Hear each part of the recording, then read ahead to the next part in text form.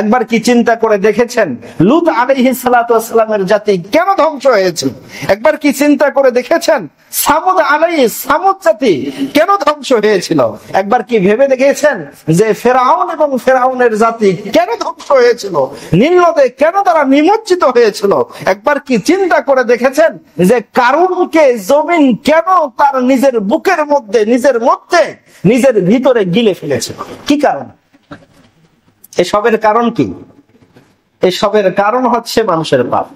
আল্লাহ তাআলা আমাদের সকলকে দুনিয়াতে প্রেরণ করেছেন তার বন্দেগী করার জন্য, তার ইবাদত করার জন্য, তার উপাসনা করার জন্য। পাশাপাশি তিনি আমাদেরকে তার অবাধ্য হতে, গুনাহ করতে, পাপে নিমজ্জিত হতে নিষেধ করেছেন, বাধা দিয়েছেন। আল্লাহ রাব্বুল আলামিন কুরআনুল কারীমে সূরাতুন নিসার 111 নম্বর আয়াতে বলেন, ওয়া ইয়াকসিব ইসমান ফাইন্নামা ইয়াকসিবুহু আলা নাফসি, আর যে ব্যক্তি গুনাহ করবে সে এই গুনাহ তার নিজের ক্ষতির জন্যই করবে। ওয়া কানা আল্লাহু আলিমান হাকীমা, আর আল্লাহ তাআলা সর্বজ্ঞ প্রজ্ঞাময়। আল্লাহ তাআলা সবকিছু দেখেন, বোঝেন, কার কি উদ্দেশ্য তিনি সেটা অনুধাবন করতে পারেন, বুঝতে পারেন। মানুষ দুনিয়াতে আসার পর কেউ আল্লাহর ইবাদত করছেন, কেউ বা পাপে নিমজ্জিত আছেন। অনেকেই আল্লাহকে আল্লাহ হিসাবে মুখে স্বীকৃতি দিল, হাতের কাজ দ্বারা এবং অন্যান্য উপকরণ দ্বারা যে কাজ করি সেই কাজ দ্বারা আবার শয়তানের অনুসারী হওয়া প্রকাশ পায়। আমাদের গুনার কারণেই আমাদের উপর আল্লাহর আযাব আসে, আল্লাহর গজব আসে। কুরআনুল কারীমে সূরাতুল ফাতিরের 45 নম্বর আয়াত আল্লাহ তাআলা বলেছেন, লাউ ইউআখিযুল্লাহুন নাসা বিমা কাসাবু, যদি আল্লাহ তাআলা মানুষের কর্মের কারণে, পাপের কারণে তাদেরকে পাকড়াও করতেন, মা তারাকা আলা যাহরিহা মিন দাব্বা, তাহলে পৃথিবীতে কোনো প্রাণী অবশিষ্ট থাকতো না, কোনো মানুষ অবশিষ্ট থাকতো না। আল্লাহ তাআলা সমস্ত পাপের শাস্তি দুনিয়াতেই দেন না, কিছু কিছু পাপের শাস্তি দুনিয়াতে দেন যাতে করে মানুষ সতর্ক হয়, আবার আল্লাহর দিকে ফিরতে পারে, আল্লাহর রাস্তায় ফিরে আসতে পারে। হাদিসের মধ্যে আসছে আল্লাহ রাসূল সাল্লাল্লাহু আলাইহি ওয়াসাল্লাম বলেছেন, লা ইউসিবু ইবনে আদম খাদাশা উদিন, আদম সন্তানকে কোনো কাটার আঘাত লাগে না, ওয়ালা উসরাতু কদামিন, এবং আদম সন্তান পায়ে হোঁচট খায় না, ওয়ালা ইখতিলাউ ইরকিন, আদম সন্তানের ঘাম ঝরে না, ইল্লা বিজামবিন, এই সমস্ত কিছু হয় আদম সন্তানের গুনার কারণে। আদম সন্তানের গুনার কারণে তার উপর যত ধরনের মুসিবত আসে, এর সবই কারণ হচ্ছে মানুষের গুনাহ। সবের কারণ কি? মানুষের গুনাহ। এবং আল্লাহ তাআলা মানুষের অনেক গুনাহকে মাফ করে দেন। মুসিবত আসে, মানুষের সমস্যা আসে, এই সমস্যা মুসিবতের একমাত্র কারণ হচ্ছে গুনাহ। আমরা যদি গুনাহ থেকে বাঁচতে পারি তাহলে আমরা সকল ধরনের মুসিবত থেকে বাঁচতে পারবো। আর যদি গুনাহ থেকে বাঁচতে না পারি তাহলে সকল দিক থেকে মুসিবত আমাদের উপর ঝাঁপিয়ে পড়বে, সকল দিক থেকে মুসিবত এসে আমাদের মাথার উপর পালা হবে, একত্রিত হবে, এবং আমরা সেগুলোর মধ্যে জড়িত হয়ে পড়ব। মানুষের শুরুলগ্ন থেকে এই পর্যন্ত, মানুষের শুরুলগ্ন থেকে অদ্যাবধি পর্যন্ত যত অনাচার, কদাচার, আযাব, গজব, ধ্বংস, পতন যা হয়ে তাদের ধ্বংস হয়েছিল কিসের কারণে?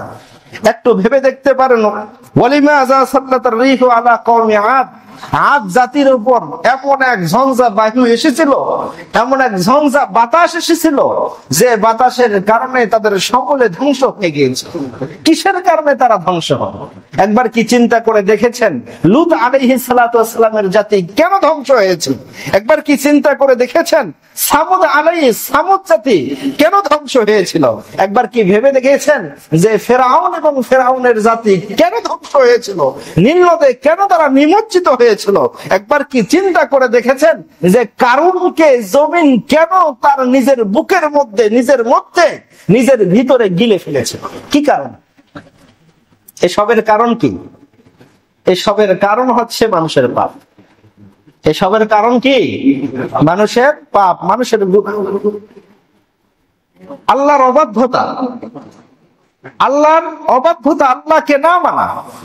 এসবের কারণ হচ্ছে আল্লাহকে না মানা, আল্লাহর হুকুম না মানা, আল্লাহর শরীয়ত না মানা, আল্লাহর বিধান না মানা, কোরআন অনুযায়ী না চলা, হাদিস অনুযায়ী না চলা। এগুলোর কারণেই মানুষের ধ্বংস, এগুলোর কারণেই মানুষের কি হচ্ছে? ধ্বংস হচ্ছে। কিন্তু আমরা এই বিষয়গুলো নিয়ে কোন ধরনের চিন্তা করতেছি? আমাদের এই বিষয়গুলো চিন্তা করা দরকার। যে হাদিস আল্লাহ রাসূলের আমি শুনাইলাম, আল্লাহ রাসূল বলছেন যে আদম সন্তান একটা কাটার আঘাত পায় না, আদম সন্তান হোঁচটও খায় না, এবং আদম সন্তানের গায়ের ঘাম ঝরে না। এই সমস্ত কিছু হয় মানুষের গুনার কারণে। এই সমস্ত কিছু হয় কিসের কারণে? গুনার কারণে। তো আমাদের উপর যে মুসিবত, আমাদের উপর যে গজব, আমাদের উপর যে আযাব, আমাদের উপর যে ধ্বংস, এই সবগুলোর কারণ হচ্ছে আমাদের এই গুনার কারণে পৃথিবীর শুরুলগ্ন থেকে, মানবতার সৃষ্টির শুরু থেকে আজ পর্যন্ত যত ধ্বংস, সব ধ্বংসের কারণ কিন্তু আমাদের। আল্লাহ তাআলা কোরআনুল কারীমের মধ্যে বলেছেন ফাকুল্লান আখাযনা বিযামবিহি, যে তাদের অপরাধের কারণে, গুনার কারণে আমি তাদের সকলকে পাকড়াও করেছি। ফামিনহুম মান আরসালনা আলাইহি হাসিবা, তাদের অনেকের উপর আমি প্রস্তর নিক্ষেপ করেছি, পাথর নিক্ষেপ করেছি। অমিনহুম মান আখাযাতহুস সাইহা, তাদেরকে আবার কাউকে বিকট চিৎকারের মাধ্যমে ধ্বংস করা হয়েছে। অমিনহুম মান খাসাফনা বিহিল আরদা, আবার তাদের মধ্যে কাউকে জমিনে ধসিয়ে দেওয়া হয়েছে। অমিনহুম মান আগরাকনা, তাদের মধ্যে কাউকে ডুবিয়ে দেওয়া হয়েছে। ওমা কানাল্লাহু লিয়াজলিমাহুম, এগুলোর মাধ্যমে, এদেরকে ধ্বংস করার মাধ্যমে আল্লাহ এদের উপর জুলুম করেন নাই, আল্লাহ এদের উপর অত্যাচার করেন নাই, বরং মানুষ গুনাহ করে নিজের উপর অত্যাচার করেছে। মানুষ গুনাহ করে কি করেছেন? নিজের উপর অত্যাচার করেছেন। এখন বর্তমান সমাজকে দেখেন, আমাদের সমাজ ব্যবস্থা দেখেন, আমাদের কোন সময় গুনাহ হয় না, কোন সময়টা আমাদের গুনাহ হয় না। এখন আমরা এই নামাজে আছি, চুপ আছি, কথা শুনতেছি, আমাদের উপর এই সময়টা নেয়ামত, আমাদের উপর এই সময়টা নেয়ামত। যে এই সময়টা আমাদের গুনাহ হচ্ছে না, এই সময়টা আমাদের কি হচ্ছে না? গুনাহ হচ্ছে না, পাপ হচ্ছে না। মসজিদ থেকে বের হব, আমাদের পাপ শুরু হয়ে যাবে। মসজিদ থেকে যখনই এক পা বের হবে, আমাদের পাপের দুনিয়া শুরু হয়ে গেল। যতক্ষণ মসজিদে আসি ততক্ষণ সেভ আছি, ভালো আছি, নিরাপদ আছি, কোন ধরনের গুনাহ হচ্ছে না। যখনই মসজিদ থেকে বের হব, তখনই আমাদের আবার পাপের দুনিয়া শুরু। আমাদের এই পাপ থেকে বেঁচে থাকা দরকার। যখন যখন কোন দেশের মধ্যে গুনাহ প্রকাশ পায়, এই গুনাহ সেই দেশকে ধ্বংস করে যায়। যখন গুনাহ কোন অন্তরের মধ্যে জেকে বসে, যখন অন্তরের মধ্যে গুনাহ জেকে বসে, সেই গুনাহ সেই অন্তরকে অন্ধ করে দেয়।